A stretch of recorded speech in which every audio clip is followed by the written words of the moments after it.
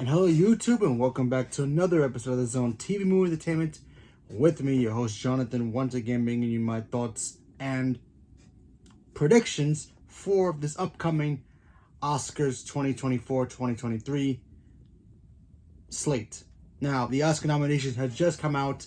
They just announced a list of everything that's going to be nominated for this year's Oscars. I'm going to talk about the ones that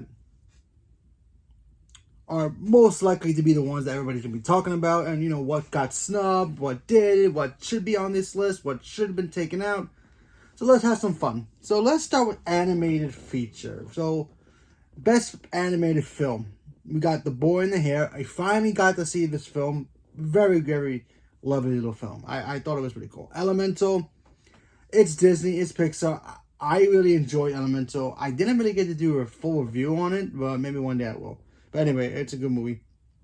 Noir, I probably butchered that. I never seen this one, so I really can't say about that one. Robot Dream, I think I seen a little bit of it. I never got to finish it, though. And of course, we got Spider-Man Across the Spider-Verse, which, in my opinion, was the best film of the year. Behind I think Oppenheimer. I kept switching it back and forth. Good list. If I had to give it to one film, I'm giving it to Spider-Verse. I mean, Spider-Verse was just amazing. The visuals, the direction, the story, the continuation of what left off in the last one, the drama behind the cliffhanger of the ending of this film was just so. Yeah, there's that. Let's go to Best Director now, because this was a very interesting category list. So we got Jonathan Glazer for The Zone of Interest. I didn't get to see this movie. I wanted to see this movie, but I can't find it anywhere. I don't know if it's playing on digital now, but I couldn't find it anywhere near me. So I didn't get to watch that movie. I heard very good things about it. Yorgos Lanthimos, probably butchered his name, but we all know who he is. He's Emma Stone's best director. It's for Poor Things. Brilliant director. Love this film, The Favorites, as well. Yeah, he directed the hell out of this movie. This movie is fantastic. I really love Poor Things. I think it's great. Obviously, Christopher Nolan for Oppenheimer. Oppenheimer is my favorite film of the year, behind Spider-Verse. I keep going back and forth for the two of them, so yeah, neck and neck. Of course, we got Martin Scorsese. What best director thing can't be said without a Martin Scorsese in here for Killers of the Flower Moon. Another fantastic film as well. And of course, we have Justine Triet. I probably butchered. I apologize for Anatomy of Fall. Didn't see this movie. I heard good things about it. So, good list. One person missing from this category. Where's Greta Gerwig? Hello, Barbie. Barbie's got a lot of nominations here for other things as well. But how did Greta Gerwig not get a nomination here? That's a little odd in my opinion, but okay. So yeah. Yeah, as much as I love Yorgos Lanthimos, I'm probably butchering his name, apologize. I think Christopher Nolan's gonna win this. It's gonna come down between him, Christopher Nolan, and Scorsese. So all three of these guys can win. I mean, Jonathan can win too for The Zone of Interest, because depends on how the BAFTAs and of course the SAG Awards go, but we'll see what happens there. But yeah, this is technically Christopher Nolan's Oscar to lose if he doesn't win, but he's got it locked in so far, so we'll see what happens there. Let's talk about Best Supporting Actress. We have Emily Blunt for Oppenheimer. Okay, Danielle Brooks for The Color Purple. She's fantastic. America Ferrera for Barbie. That's something. Wow, good for her. I didn't watch this thing live, so I'm just reading off the list of what happened. So I didn't really know. Obviously, I knew Emma Stone was gonna be nominated because obviously she's Emma Stone. We all knew there was no way she wasn't gonna get nominated. But anyway, let's continue. Jodie Foster for the Nyad, and Diva Joy Randolph. Probably butcher her name. Apologize for The Holdovers. She's fantastic. If you have not seen The Holdovers, get Peacock. Go watch that movie. That movie is amazing. I really love that movie. The ending's a little bit, kind of, sad a little bit, but I still enjoy that movie. So, heck of a film. She was phenomenal in that movie. So, I would not be shocked if she wins. But good on America Ferrera getting Barbie. I don't think personally, I didn't think she, was the best part of the movie, but that one scene that she delivered, the monologue, was like okay up there. So it could be that situation why she got nominated, because some actors, they get nominated for certain scenes that they're in, and then that one performance. So good on her. Kind of like what Anne Hathaway had to go through with Les Mis. So yeah, good on her. Good on her.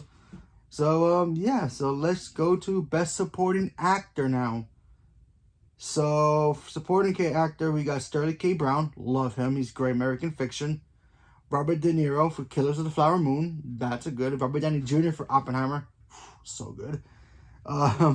Ryan Gosling for Barbie, and Mark Ruffalo for Poor Things. Okay, this is a three people race in my.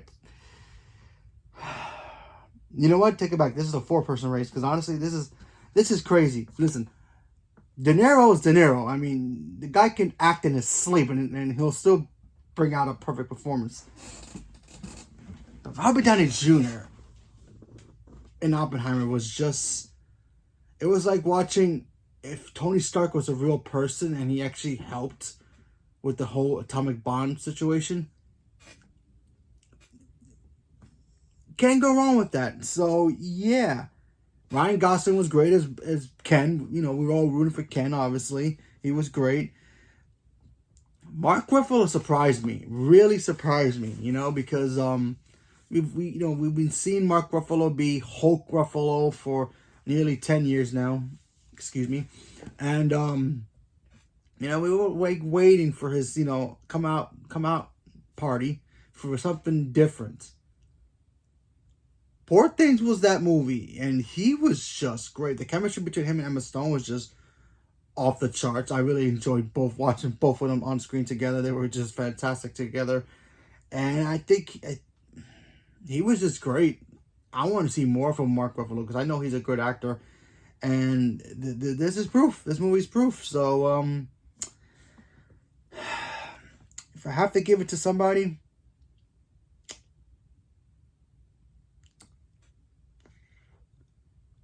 I know the obvious answer is Robert Downey Jr., but if you were asking me to give the Oscar to somebody right now, and one of these guys,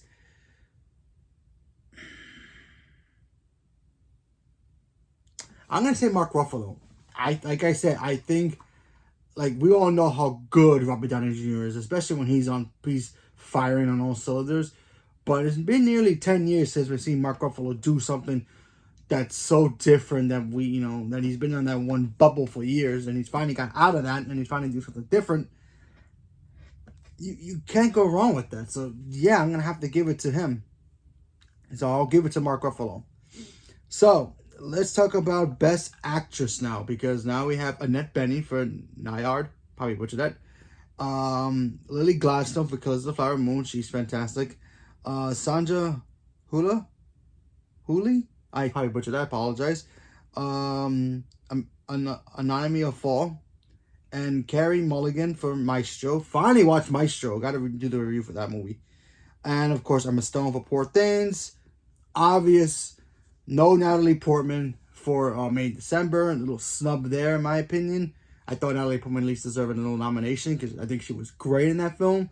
The movie itself wasn't as good, but her performance, especially her monologue in that one scene that she had, really proves how good Natalie Portman is as an actor. But still, surprised no nomination for her either. So yeah, this is gonna come down to two people, obviously. Emma Stone, and of course Lily Gladstone. Now Lily Gladstone's kind of a newcomer. She kind of burst on the scene, and I think she's been in other things too. But this is like when Killers of the Flower Moon, that movie's gonna be like, oh yeah, we're gonna remember her for this performance. And she was great. She's not in it as much as DiCaprio or De Niro, but she's acting alongside these two juggernaut powerhouses, and she's holding her own. So you gotta give her up for that. Carey Mulligan is Carey Mulligan, so she's always gonna be fantastic. I liked her performance in Maestro, but Not as much as Lily Gladstone's performance. I really like Lily Gladstone. I really like her. I want to see what she could do in her next film, you know? So, this is an introduction of her into the Oscar, line. I always say when you're going for the Oscar, it's kind of being in a line, like waiting for a concert. You're trying to get the tickets to get to the front of the line, to be number one, to get the tickets. Will be the Oscars. So she's already on that line. She's finally made it on the line. She's gonna be there for a while. So we'll see what happens there. But if you're gonna see the poster right here, is a two-time champion. Like, if Natalie Portman was in this list, it would be a close race, because honestly, the two of them can win their second Oscar. But since Natalie's not here, Emma wins by default. Now, it could be an upset. Now, remember, I don't believe Lily Gladstone was nominated for the SAG Award. Now, normally the SAG Award pretty much predicts, like, yeah, that person's going to win the Oscar. 7% sure she's going to win that Oscar, or he.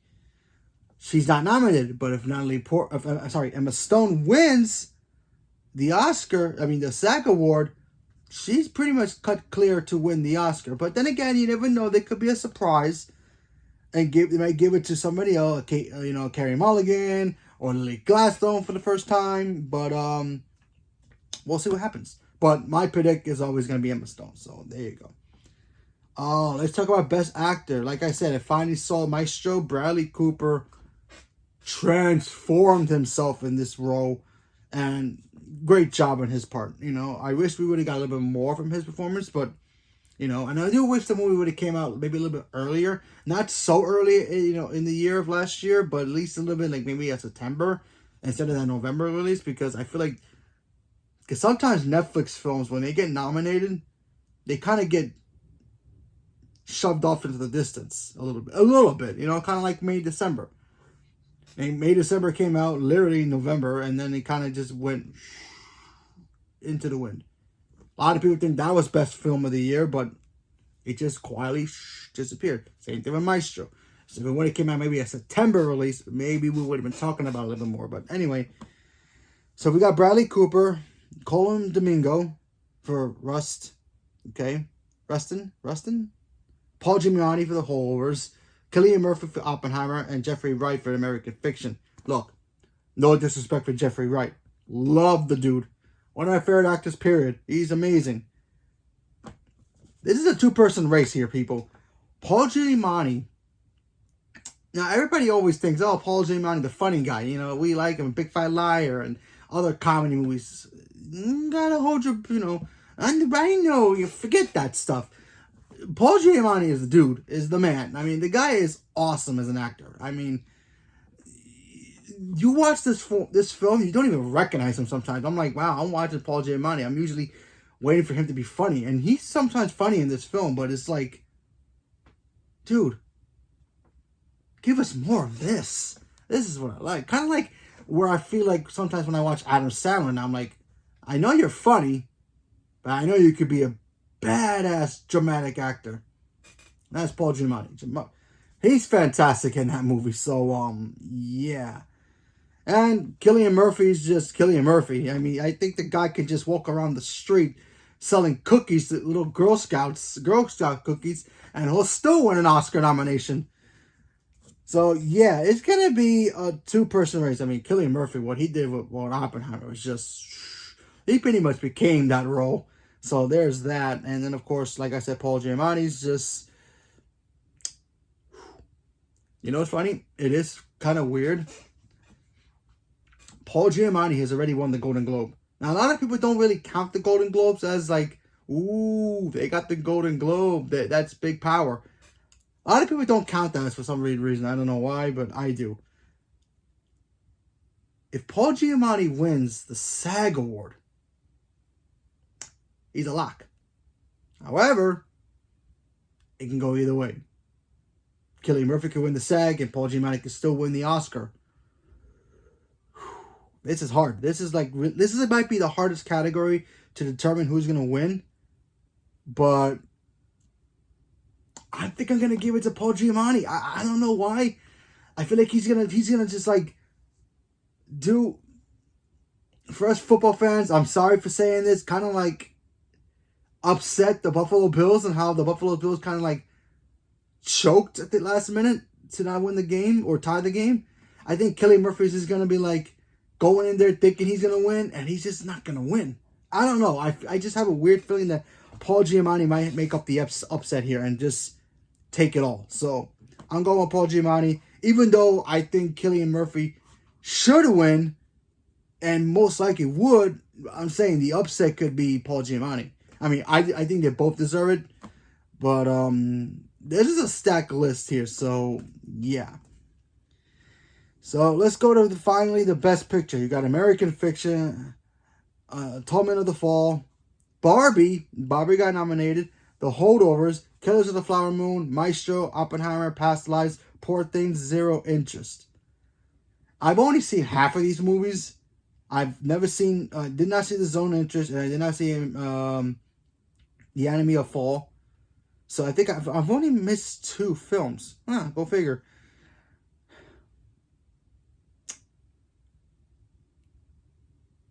I hate to say this. I really hate to say this. In my heart, I feel like Oppenheimer's gonna win this. But for the upset, I feel like Poor Things could take it too. I mean, we could get a situation where we're all like, "Oh, La La Land wins," but it ends up being Moonlight. Moonlight's great. Could be that kind of a situation. We're all like, "It's Oppenheimer." Oh no, we made a mistake. It's actually Poor Things. Could be that kind of a situation, but only time will tell. But yeah, I'm going with Poor Things for this list. Anything can happen at the Oscars. Anything can happen, you know? So, yeah. So, there's my thoughts on that. So, leave me a comment below. Let me know what you guys thought about this list. Are you guys excited for the Oscars? Not excited? You guys don't even care? Do you even know what half these movies were? Did you only see just maybe Barbie? And you don't care about anything else, and you just want Barbie to win? Leave me a comment below. Let me know. Stay tuned for more. Thank you very much, and have a good day.